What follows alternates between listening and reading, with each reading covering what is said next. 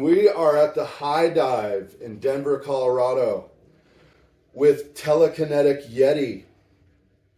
This venue is musician owned and independent and has been around for a long time, and it's a killer spot, much like Winter's Tavern in Pacifica, California. We're excited to be here. I'm excited to have these guys and get them here before the show tonight. Looking forward to seeing a few bands. We got a local support, Astronaut from Denver, Colorado, whom I've never seen. And then we will be witnessing Some Neri from Brooklyn, New York, and Stinking Lizaveta from Philadelphia. And they'll all be playing at Winter's Tavern in Pacifica, July 19th. So we're looking very much forward to that. What's up? I'm Rockwell. I play drums. And I'm Alex, and I play guitar and do vocals. Well, I started the band in 2015, did some touring and whatnot, and actually went through a lineup change, and we have Rocky now on the drums. And then we recorded the second album, Primordial, which we just released about a year ago through TP Records. And yeah, Rocky's been with me now since 2019. Yeah. So we've done a lot of tours together now. We did a 2-month tour last year. We've done a few tours with Weed Eater, and things have been going really good. Weed Eater. Yeah, hell yeah. They're kind of intense sometimes, but yeah. Yeah, Also, Alex and I pre-COVID. Yeah. California. Hell yeah. Alex and I have known each other for what? Close to 20 years now? And used to play together way back in like the high school days. So right on. It was just like a nice welcome home text when he asked me to tag in on some shows, and I stuck around, so it's pretty sick. Cool. Is that back in Iowa? Mm-hmm. Back in Dubuque, Iowa. Yeah. Yep. We both grew up there and everything. Can you tell us what the metal scene is like in Iowa compared to other places that you've been? Ooh, It's good. It's small in ways, but I feel like it's growing in ways as well. As far as like Dubuque specifically, I think there's just not enough population to support like a really big metal scene, but there is a small dedicated group of people there that are diehard, into it and go to shows all the time, and good bands and everything. And yeah, and I actually recently relocated to the Quad City area, and it's really nice there. They have like there's a place called Wake Brewing there. They've been throwing some cool festivals and things. Nice. So I don't know. It's good. It's good. yeah, Dubuque's kind of like, it's literally like how the crop goes. It's like it grows, dies, more gets born, so it just evolves. Because historically there's a lot of good stuff out of Iowa, then you'll hit a lull, then a big peak, then a lull again. So if that makes any the sense. scene's definitely like gone through phases or like whatever, where it's been bigger at times and smaller, and it kind of ebbs and flows. And by the crop, you mean corn? Yeah, not to be corny, but exactly. Yeah, I've driven through, scenic I-80 a couple different times, and It's kind of like a black hole. yeah, it's pretty interesting, man. It's crazy. I mean, that Mississippi River Delta is really cool. I got out there in a place called Farmington, I believe.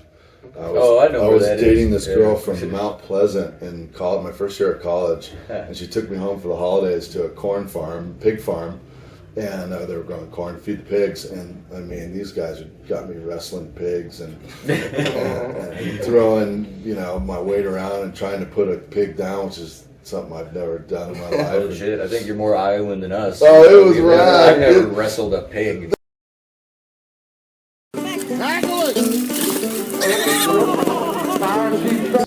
I know there's fun to be had in Iowa. Yeah, I mean, it's definitely like Dubuque. Dubuque specifically is very much a party town, I would say. Yeah, like nice. Everyone's always Irish partying, Catholic.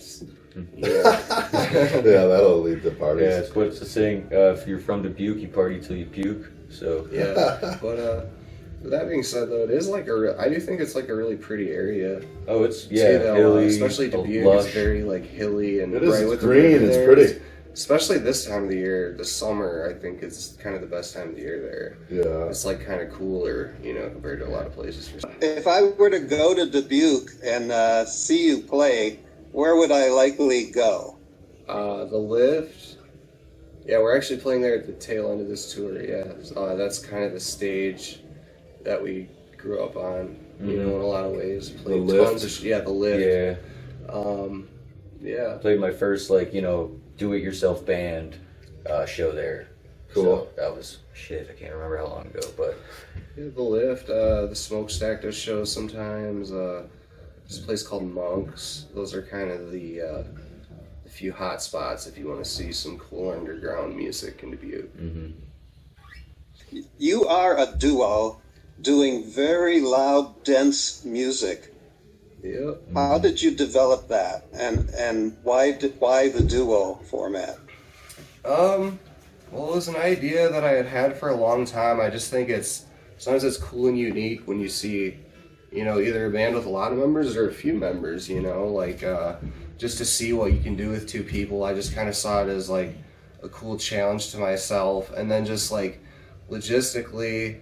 I always wanted to tour a lot and whatever, and I've been in a lot of various bands over the years, and it's always way harder than people would think to be able to get a group of guys or whoever together to hit the road. Is just so hard, and I just thought it'd be a lot easier with two people. And then basically as far as like sound wise and everything, just I run a couple guitar amps and a bass rig as well, and use a lot of effects pedals and like octave effects and things to make it seem like bass is there. Basically, is kind of the idea.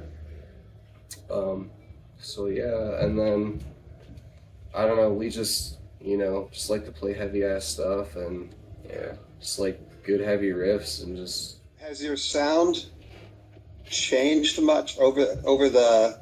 How many years have you been doing the duo? So the band has been going now for like 8 years. So yeah, it's been doing it as a duo that whole time. And so you've developed this guitar sound over this 8 years. Can you kind of describe how it's developed? Well, I mean, we have the 2 albums out, but basically, I would just say that I'm always kind of, tweaking things, adjusting things with my, like, sound setup. For instance, like, I personally think the newest album that we just released, I think it's, like, a step up in sound. I'm getting my stuff more dialed in, and then especially like for live as well, I think things have gotten more dialed in since the first shows. yeah. And then I guess just musically, we're just always just trying to just express ourselves really through our music, and I think naturally it progresses in different ways and whatever, but I don't know, I guess I personally feel that the new album that we just released is maybe a little bit more adventurous and freeform in some ways. I feel like in some ways it's a little slower, and other ways it's a little faster. But we basically just try to keep ourselves entertained. We try to keep it as fun as possible for ourselves. So we kind of just go whichever way that is that interests us, I guess. Yeah. And then sonically, it's just a lot of trial and error, A lot of trial and error. Yeah, so I don't know. Yeah. Didn't you start this band with no bass rig, and you just did like guitar for a second? Like some of the very, very first ever shows for this band, I didn't. At first, I didn't even use a bass amp. Some of the first shows, it's just guitar amps, and then later on, I was like, oh, what if I use a bass amp? What if we use some octaves? Like just trying to fill it in. Yeah. And make it as heavy as possible. Your rig's kind of just like a giant tool chest that you have for a bunch of years. It just gets filled. Yeah, for sure. Yeah, it's taken a long time to acquire all that stuff, but it's a lot of fun to play through. That's for sure. Yep, and then drums are just drums, just like they always are. Yeah. You guys are considered or labeled as a doom metal band, and that that space has become really popular, or I would say almost crowded in recent years.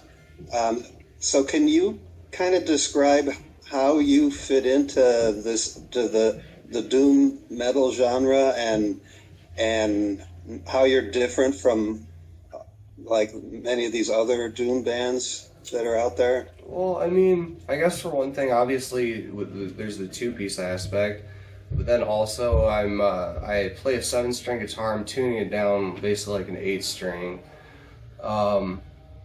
I don't know. I know I'm sure there's doom bands anyway out there playing 8 strings or something like that. But like, I guess I don't know who those bands are. So, I guess to me that's a little unique. But I don't know, I also know there's a lot of bands that tune low too. So, I don't know. Just we do doomy stuff, and I really like to like I have a lot of effects pedals. Like to do things with sound effects. I think a lot of our stuff is kind of like rhythmically based. And I try to fall into what I would call like smart simplicity a lot. Like it's, to me, it's what the riff does to the mind. It doesn't matter how hard it is to play, but sometimes like a simple riff might do the best thing to the mind, or complex rhythm or whatever, we just try to vary it up and keep it interesting for ourselves basically. So, but yeah, I don't know if you had like a checklist of like what makes a genre or something, maybe like big amps for sure, low notes, groove, fuzz, and then as far as like fitting in the genre or not fitting in the genre, I think we just, like what you said, we just play what we want to play and what entertains us and what we think is just, and that's the other thing too, it's like cool, new, original, I don't know. So yeah, definitely. And like, I know we, fall in some ways in the doom thing, but there's a lot of other stuff in our music too. There's, I feel like there's so many different influences there. Yeah. I feel like we're not just straight doom, but it's definitely, that's kind of the main thing we're basing it around, I guess, sound-wise. I hope they accept us. That'd be cool. I'd like that. So Well, you guys keeping yourselves entertained translates to the crowd and being entertained, so that's a beautiful thing. Yeah, that's the big thing, is just like when we get up on stage, we just want to have, as much fun as possible, and I think people clearly can feel that, and it's contagious, so we just want to have a good time. It's also always a blast to just be on the road, do stuff like this, meet new people. It's just a lot of fun. Yeah, I mean, they're headed up to Utah, Idaho, then they're off in Canada, BC, Washington, Oregon, and then down into California. Yeah, you guys got quite a road ahead. Yep, we're just getting started because, our last show is July 31st in Dubuque, Iowa, our hometown. It's a homecoming show, so that'll be fun. But yeah, we're just getting started here, so. Yep, should be a good time. It's day 2, so everyone's morale's still super high, and weather's good. So. Yep, and we're sleep deprived, so it feels like tours. Exactly. So everything's right on schedule. Yeah. After this tour, it seemed like this tour is kind of focusing on the West a bit. Is that right? Mm-hmm. Yeah. Yes. Yep. So do you have plans to do the East after that? Yeah, we will be. It's not officially, whatever yet, but it's in the works. Yeah, it's pending. So. Pending, yeah. So. Fall or winter or something. Yeah, probably mid-September-ish. Maybe both. Who knows? Yeah, we'll see. Yeah, things are still filling in, and we're always surprised with random offers here and there. So. But yes, that's the overall goal. Have a great show tonight. I guess you kicked off the tour yesterday. Was that your home? It was your home area Des Moines. Des Moines is not really like our home, whatever, but it was still Iowa. Yeah, so, yeah. Home state, not hometown. But so, how far away is Dubuque from Des Moines? about 3.5 hours. 3.5. Yeah. 3.5. And then Des Moines to Denver. Des Moines to Denver. It's like 10. 10 hours. Yeah. But then you got the time change. But Yeah, so that's a clip. yep. Yeah, I mean, touring on the western U.S. is brutal. Would you say? I mean, the distances are just incredible. Yeah, it definitely is, but I don't know. Actually, I feel like with all the, like, you know, for us being from Iowa and everything, like just all the natural beauty and just being out west and seeing the ocean, all that stuff, it's, to me, the drives don't really bother me that much. Yeah. It just in general, it's nice to be in the mountains and it is long stretches and a lot of miles, but I don't know, it's worth it. The other thing too is like usually the way our tours are routed, it's long drives anyway, so it's kind of just we're used to it. Mm-hmm. So. Yeah, I mean, they're Hollywood to Canada. That's quite a distance. Yeah, it seems that our month-long tours tend to average right around 10,000 miles, so... Wow. Mm-hmm. Troopers. Yeah, actually it was funny because the 2-month tour that we did last year, and calculated that all out, we had done like almost exactly 25,000 miles, which is like one, you know, if you were to go around the Earth. One time. So we basically went one way around the Earth on that tour, so... The loop of doom. That's Yeah, right. whoa, you're on to something. You heard it here first. And shout out to Road Dog Wes. Yeah, that's right. Yeah, he's he's a great addition to the crew. So Yeah, He's up there as male model and merchandise expert yeah. upstairs right now. yeah. That's correct. Yeah, he does great work, so we're glad to have him with. So He answered the phone and got this little interview set up, so I'm glad it happened out of the blue. It's wonderful to be here with you guys. I appreciate you very much. We appreciate you guys taking the appreciate time to do this as well, and we're stoked to come out your way and play out there. It's gonna be awesome. Cool. Fuck yeah. Well, shit, we'll see y'all at the tavern then. Yeah. Yeah.